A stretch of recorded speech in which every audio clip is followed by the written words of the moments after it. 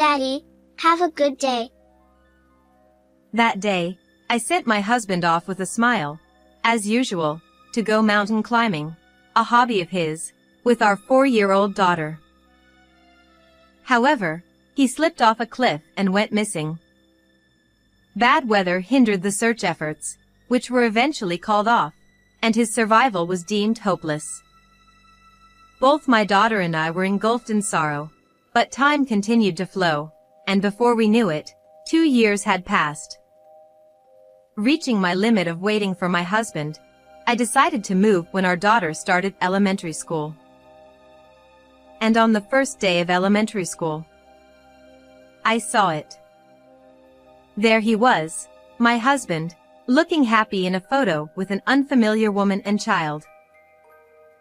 My husband, Tony, and I had known each other since our school days. He loved outdoor activities and often enjoyed mountain climbing and camping, either with large groups or by himself. My daughter Mary and I were frequently taken along to campsites, mountains, and picnics. Life with my kind husband and adorable daughter was truly happy for me. On the other hand, I was more of an indoor person. However, after marriage, influenced by my husband, I began to enjoy active hobbies. But our daughter didn't seem to feel the same way. Mary, shall we all go mountain climbing tomorrow? No, I don't want to go. I'd rather stay home and draw or play games. After starting kindergarten, our daughter preferred indoor activities like playing with dolls and drawing over outdoor activities led by Tony. Preferences in play are a matter of personality, something beyond our control as parents. However, I could tell my husband was feeling lonely about not being able to share his favorite activities with Mary. She loves spending time with you, and it's not that she dislikes outdoor play. As she grows more active, she'll surely change. I encouraged him, but it had little effect.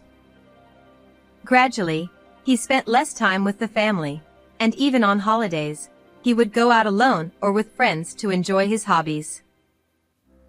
His work also seemed to get busier, often leaving early in the morning and returning late at night.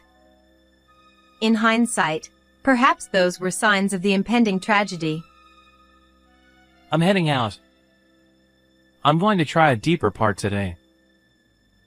At 5 a.m., Tony woke up early for climbing, ate the breakfast I made, and left the house. Everything was as usual. Daddy, have a good day. Our daughter, who always woke up early on days Tony went climbing, saw him off at the door with me, and he responded with a smile, just as always. But then, the unimaginable happened. What? My husband. What do you mean? The news came suddenly the day after he left the house. Tony had slipped while climbing and fell off a cliff, going missing. A passing hiker found some of his belongings, including his ID, cell phone, and wallet, and turned them over to the police, who contacted me. Please, find my husband. The police and mountain rescue team made earnest efforts to search, but unfortunately, heavy rain started that day, hindering their movement. The hikers who witnessed the fall said, "If he fell from that height, he wouldn't be unscathed." It's sad, but he's likely already dead. No. Please, be safe. Desperately clinging to hope, I contacted Tony's workplace, an outdoor gear company, hoping his hobby friends there might help with the search. What? He quit? How could that be? The employee I spoke to seemed puzzled and said, Tony resigned a week ago. Moreover, the police handling the missing person report told me, Your husband's residence address has been moved elsewhere, and information is being concealed. I had no knowledge of his resignation or change of residence. leaving me utterly confused. When the police suggested, Perhaps he was troubled by something unknown to you. my mind went blank. From there, my memory is hazy, and before I knew it, days had passed, and the search was called off. The police advised me to declare him legally missing, but I couldn't bring myself to do it. If I file the declaration, it means admitting that Tony is no longer in this world. I don't want to believe my husband is gone. Even if there's little hope, I want to wait for a miracle. I said this, but even if I averted my eyes from reality, Tony wouldn't come back. With a daughter to care for, I had to protect her life, which kept me occupied and distracted. Please come back and watch our daughter grow up with me. Days passed, staring at his photo, feeling like my heart was breaking. Despite trying to hold on, I realized I wasn't as strong as I thought. 2 years later, I couldn't bear the weight of my feelings alone. Eating felt joyless, tears would flow uncontrollably, and sleepless nights continued. Seeing my condition, my parents urged me to return to my hometown. Especially my father, who had just retired that year, strongly felt, You can't go on like this. I've retired. Let's move to the countryside with us and live a peaceful life. We'll help, so let's live together. My parents, both from rural areas, had bought a modest apartment in the city and lived there. With my father's retirement, they planned to sell the apartment and move to my father's family home, which had been vacant since his parents passed away. Can we live with Grandpa and Grandma? A new house?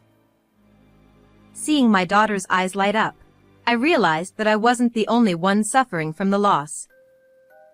She had been enduring the sadness and loneliness of losing her father suddenly. Mary is trying to move forward, yet here I am, her mother, stuck in sorrow. I decided to start anew in a new place before Mary started elementary school. However, I kept our marital status unchanged. I planned to declare him legally missing and set up an altar once Mary's school situation settled. Even if he wasn't physically with us, he would live on in our hearts. And so, the first day of elementary school arrived. My daughter quickly made friends with the child sitting next to her, showing a smile from day one. I was worried she wouldn't have friends from kindergarten, but she's doing well.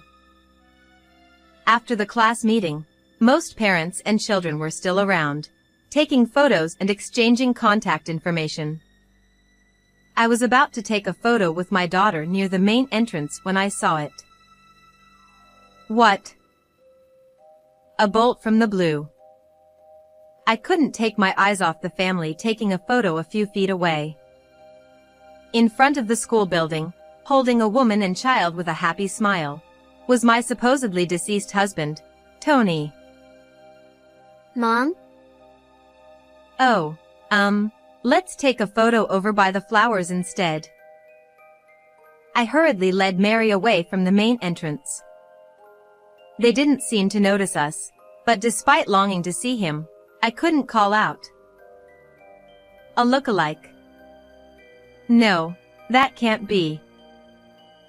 Knowing Tony since our school days, there's no way I'd mistake him in a crowd. Observing more closely, I realized the woman and child with him were people I saw inside the classroom. My daughter's classmate and his mother. Why was this woman with my husband? The answer came sooner than expected. With many events like welcome parties and PTA meetings, I could easily approach the woman. You're Mary's mother, right? My son sits next to her. I'm Carol Smith. It's nice to see you. The woman with Tony in the photo was Carol Smith. She worked as a salesperson at a local branch of an outdoor gear company, a rival of my husband's former workplace. Pleased to meet you. I acted naturally, suppressing my curiosity about her relationship with him. I carefully and gradually gathered information. We soon became friends, partly because we were the same age. Carol said she lost her husband in an accident 2 years ago and had been raising her son alone since. Wait, but I saw your husband on the first day of school. Oh, he's my new husband. We just got married recently. Oh. What's his name? I clenched my fists out of sight, getting to the point. Tony. He was also a classmate. A wave of nausea and goosebumps washed over me. No doubt. It's him. I mustered all my strength to stay upright and maintain composure. According to Carol, she first met my husband 3 years ago, when her child was 3 years old. Back then, her husband was still alive, and they were camping as a family. They were struggling to set up their tent when Tony, who was solo camping, helped them out. He played a lot with my son and quickly became friends with my late husband. After that, Carol and my husband didn't meet again until 2 years ago, shortly after her husband had passed away. She said she found my husband wandering around this area, drenched and dirty. He seemed to have lost his memory due to an accident. From his clothing, it looked like he had been mountain climbing. But for some reason, he remembered us. Is that so? That can happen, I suppose. So, you started dating him after that? She helped Tony get back on his feet, and as they spent more time together, they gradually fell in love. I was vulnerable after losing my husband, and he was so kind and attentive. My son took a liking to him too. They officially started dating a year ago, and when her child started school, they got married, with Tony taking Carol's last name. The time when they got close was exactly 2 years ago, the same time my husband went missing after his fall. It didn't occur to you to investigate his background? I mean, isn't it unsettling to be with someone whose past you know almost nothing about? Of course, I suggested it to him. But he was terrified whenever we talked about his past. Maybe something really traumatic happened to him. Given these circumstances, Carol didn't delve into his past. He mentioned having a wife before, but they separated. Maybe she has something to do with it. Summing up her story, it seemed my husband had disappeared after his fall, lost his memory, and started a new life with another family. Realizing this, I felt something snap inside me.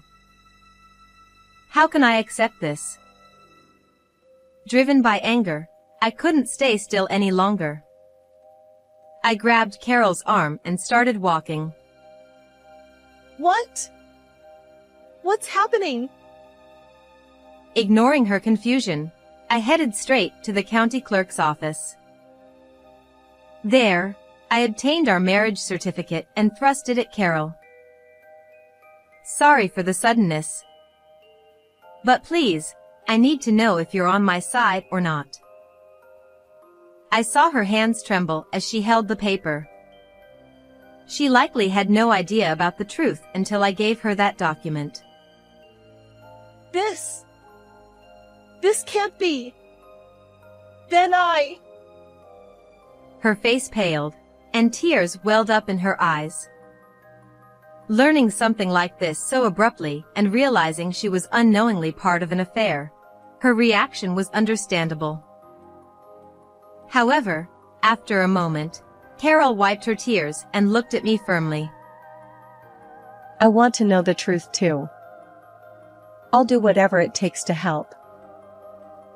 From that point on, we strategized on how to extract the truth from my husband. Tony claimed to have amnesia and avoided discussing his past. Whether this was true or not, we had no way of knowing at that time. There's a company barbecue event coming up for Thanksgiving. Everyone's bringing their families, so he'll probably be happy to come along. She suggested. A family event, huh? It might not go as planned, but let's give it a shot. I thought of a way to catch my husband off guard and waited for the day of the showdown. Finally, the day of the barbecue arrived.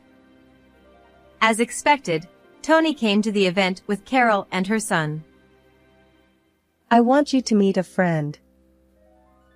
Carol led Tony to my table. Huh. His eyes widened, and he froze upon seeing me. I realized immediately that he remembered everything. Do you understand the situation now? I asked quietly, but Tony, looking bewildered, replied, Nice to meet you. You're alive, aren't you? Suppressing my anger at his shameless act, I waited for his next words. Sorry, but do we know each other? Due to some circumstances, my memories are vague.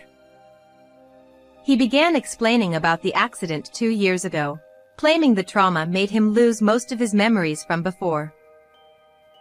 All I remembered was her. I knew where I lived for my belongings, but I didn't know why I was there. I am your wife, and we have a daughter. Her name is Mary Brown. She is a classmate of Carol's son. He looked surprised upon hearing this.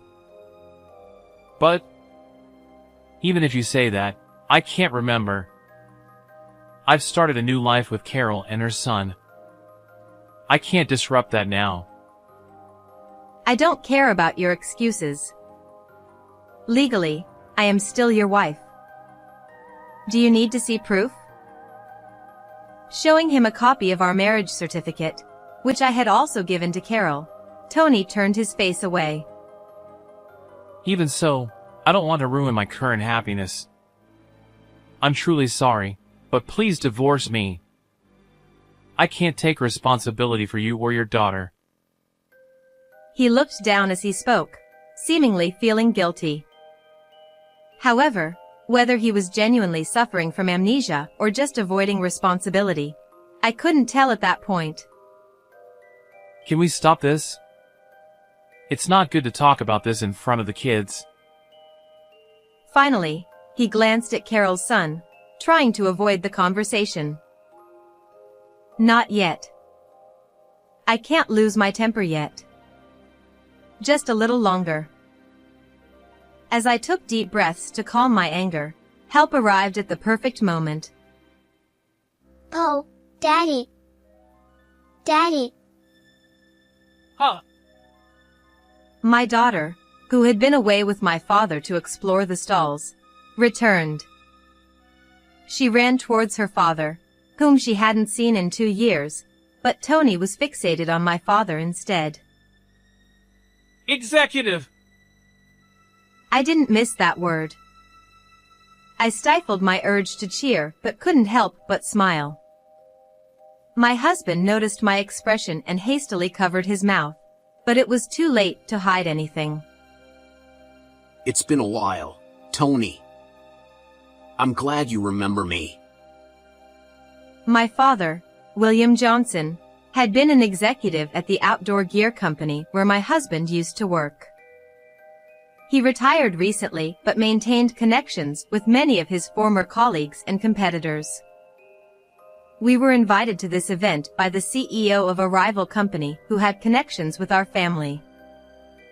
I had planned to mention my father's name to provoke him, but having my father there in person was an unexpected but welcome surprise. How do you know my father? You just said you only remembered Carol. My question made Tony visibly agitated. 2 years ago, you asked me not to tell my daughter to protect your honor, but it was a mistake. No! Oh, I remember now! You're important in the company, so you must have left a strong impression. I see. So you remember your father-in-law more than your wife or daughter. Understood. While my father smiled warmly, his eyes were cold, which even frightened me a bit. The crime of faking an accident to hurt my daughter and granddaughter is serious. With a final stern remark, my father said, I'll look after the kids. You need to have a proper talk. He then left with both children, leaving just me, Tony, and Carol. I heard you married by taking her last name, but that shouldn't be possible while still married to me. Even if you had amnesia, once you knew about our marriage certificate, you should have realized I existed. Did you handle the marriage certificate application yourself to hide your status as a married man under the guise of preparing for the school entrance? We know everything. Stop this ridiculous act. As I declared this, Tony began to shake. Why didn't you just divorce me when I disappeared? I made it seem like I was in a desperate situation, so Carol wouldn't see the certificate. Hearing his words, all my bottled-up emotions surged. I didn't know whether to feel sad or angry, but I had many things I wanted to say to Tony. Why did you lie like this? Did you really think you could deceive us forever? Stop mocking us. Keep your voice down. I faked the accident to avoid this. What's wrong with that? Before the accident, Tony had resigned from his job and moved. When only one person in a household moves, the family must be notified. However, if you explain special circumstances, it is possible to secretly move and hide the information. I was having issues with my wife and that she became violent when discussing divorce. Here's the medical report and diary. He must have used these falsified documents to hide the information and escape from me.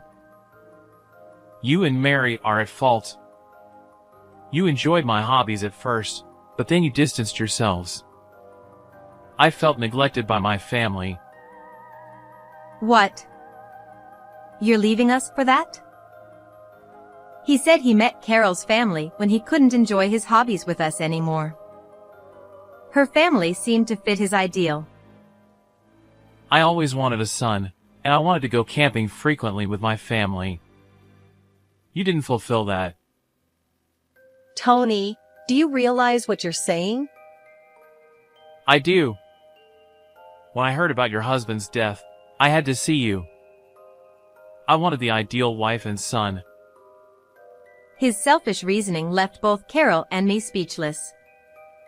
Neither my daughter nor I disliked his hobbies. The reduced camping trips were just because my daughter's interests shifted indoors for a while. If that's the case, you should have told me and divorced me 2 years ago. Then you could have openly gone to her. But you wouldn't have accepted it. What would the executive say? If you had just let me go, we wouldn't be here. Blaming me, I felt utterly disillusioned. One thing. What did you think of me and Mary? Huh? Don't you understand how lonely and painful it was for us? We suffered for 2 years because of you. I never asked you to. It was your choice. His dismissive response made my blood boil. Fine, let's divorce. You'll pay for the adultery, unpaid marital expenses, and child support in one lump sum. No matter how angry I got, it didn't affect him. I don't care about you and the kid anymore. I'll pay. Now I can live happily with my new family. He said, seeming happy about it. What's good about this? Are you kidding me? Huh? Tony seemed baffled by Carol's unexpected reaction. We're done too. I'll sue you for fraud.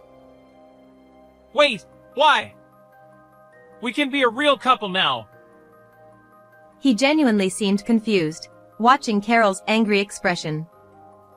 Did he really think she would be thrilled and embrace him?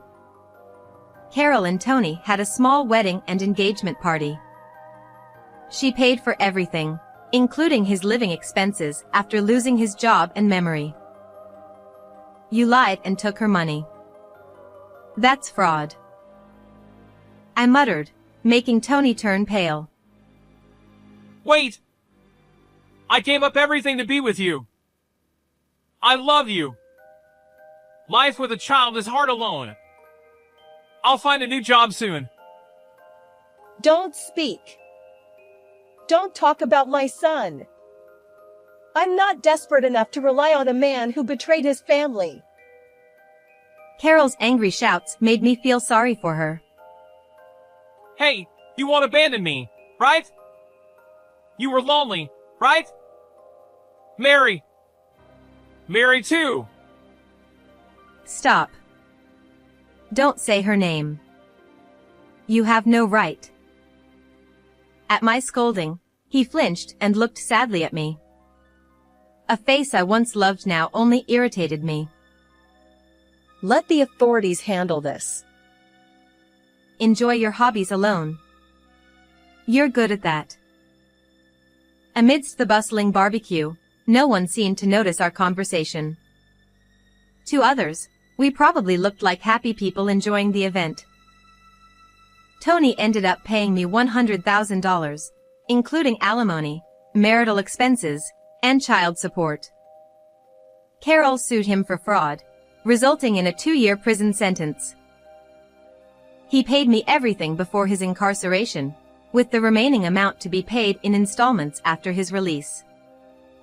I felt sorry for his distant parents, but they told me, "It's not your fault. Our foolish son caused this." Now, Carol and I are close friends, and our children enjoy school together. Thank you for watching until the end. Please subscribe to our channel. See you in the next video.